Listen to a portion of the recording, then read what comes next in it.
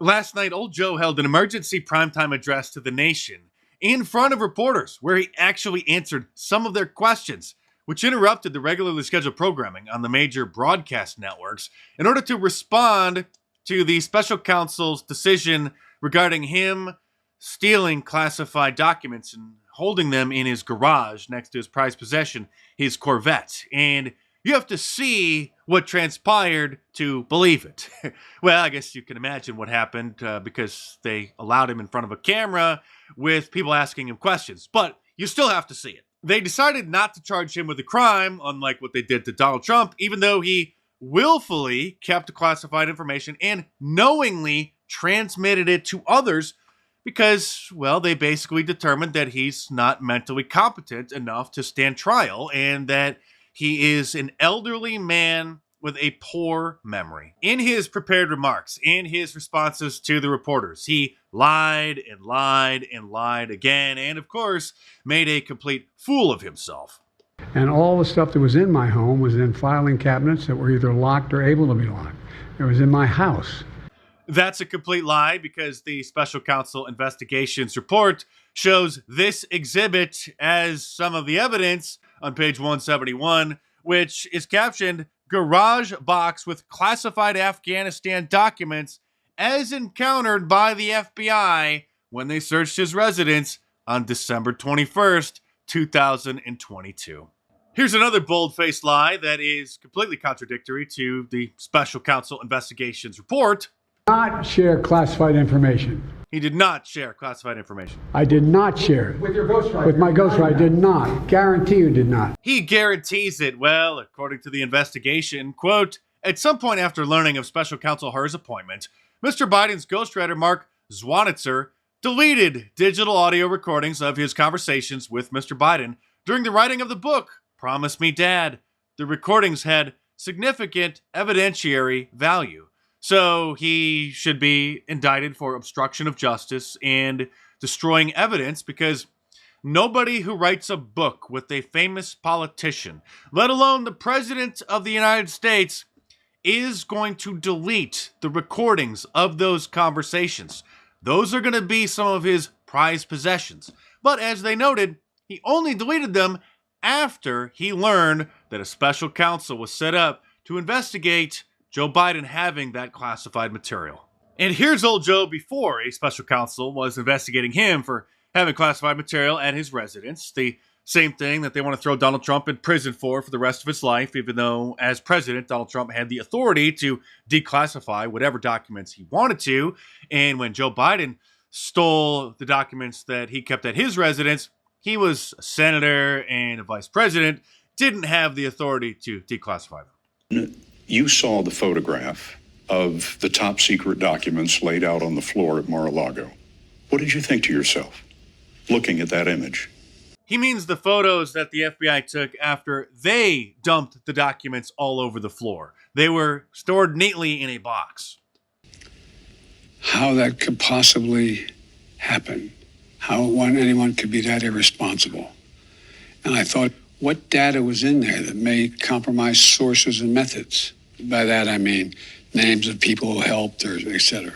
That's a good question, Joe. How could these classified documents about Afghanistan and other issues end up in your garage here? So Donald Trump has documents that he personally had the authority to declassify when he brought them to his residence at Mar-a-Lago, and that were stored in a secure area away from the general public, while old Joe just keeps them in an open box in his garage, and he doesn't get indicted. And let's not forget that Hillary Clinton also mishandled classified information, a lot of it, and of course wasn't indicted. 110 emails in 52 email chains have been determined by the owning agency to contain classified information at the time they were sent or received. 8 of those chains contained information that was top secret at the time they were sent. 36 of those chains contained secret information at the time, and 8 contained confidential information at the time. But hey, nobody's above the law, right, liberal media? The idea that no person is above the law is a bedrock principle of American justice. No man is above the law, no matter what the crime. And I agree with you. No man is above the law, and no person is above the law. No one is above the law. No one is above the law. No one's above the law. No one is above the law. No man is above the law. Nobody is above the law. No one is above the law. No man is above the law. He has to be held accountable. He's not above the law. Obviously, they're all talking about Donald Trump because, as we know, Democrats are above the law. But it was after he got done reading the teleprompter and surprisingly took questions from the press that things got really interesting. And the first to speak up, of course, was Peter Doocy from Fox News. And a lot of people are wondering why the White House would allow old Joe to actually do this.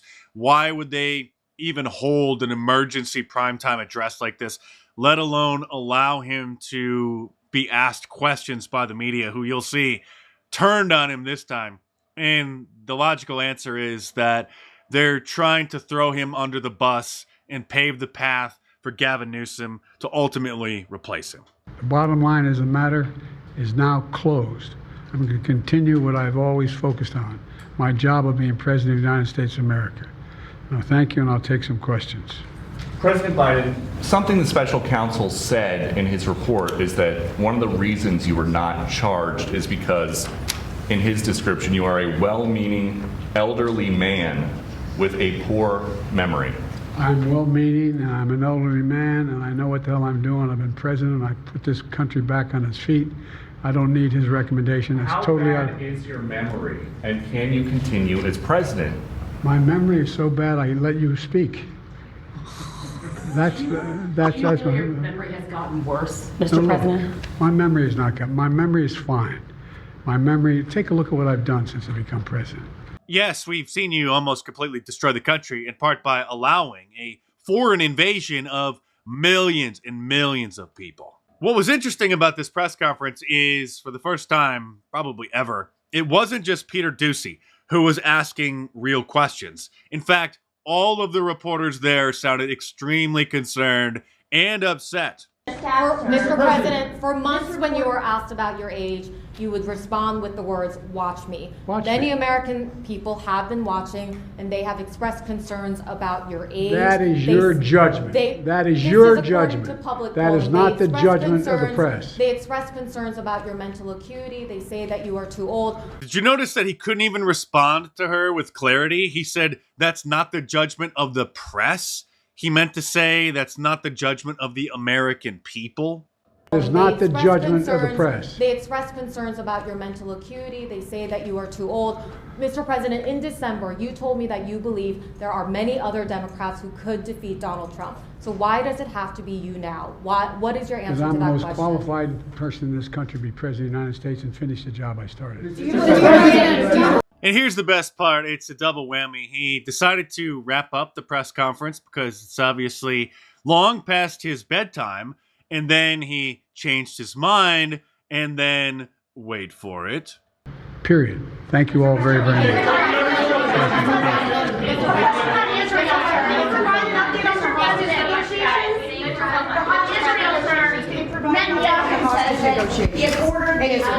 The hostage negotiation, look.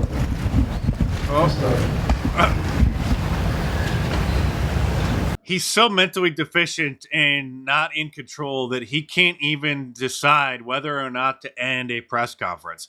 He ends it, starts walking away, changes his mind, comes back, and then embarrasses himself with perhaps the biggest gaffe that he has ever made.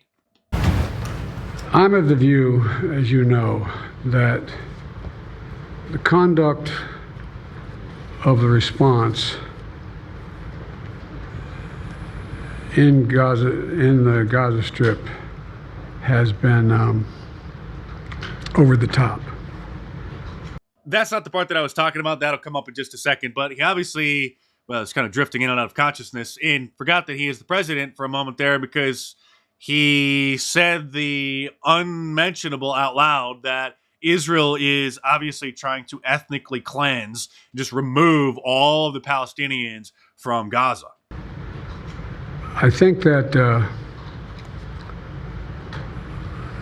as you know, initially the president of Mexico, Sisi, did not want to open up the gate to allow humanitarian material to get in. I talked to him. I convinced him to open the gate. I talked to Bibi to open the gate on the Israeli side. Gee, Joe, I didn't know that Mexico bordered Israel. Of course, he was thinking about Egypt, and again, this during a primetime address and press conference, which was supposed to show that he is mentally competent enough to remain the president of the United States. Here is how the Associated Press categorized the bizarre event. Biden angrily pushes back at special counsel's report that questioned his memory and handling of docs. And of course, they didn't mention his reference to Mexico in this article at all because, well, they're trying to protect him the best that they can. Others, however, are openly admitting what a disaster that was. And like I said, that may be because they're trying to throw him under the bus in order to replace him with Gavin Newsom at the convention. The Daily Beast, a leftist online waste of cyberspace, admitted the president may have wanted to squash reports questioning his mental acuity, but it appears he's done the exact opposite. Yes, he has. And if you post on Facebook that he is senile, you may get fact-checked and have your post grayed out and dumped down the memory hole, like Brit Hume was after he dared to admit the obvious on Fox News back in 2020 that Joe Biden is obviously senile. And so PolitiFact fact-checked that, and they talked to some geriatric experts, and they declared that this statement was false. Yes, there's nothing unusual happening here at all. There is some movement, and I don't want to, well, maybe choose my words. There's some movement. There's been a response from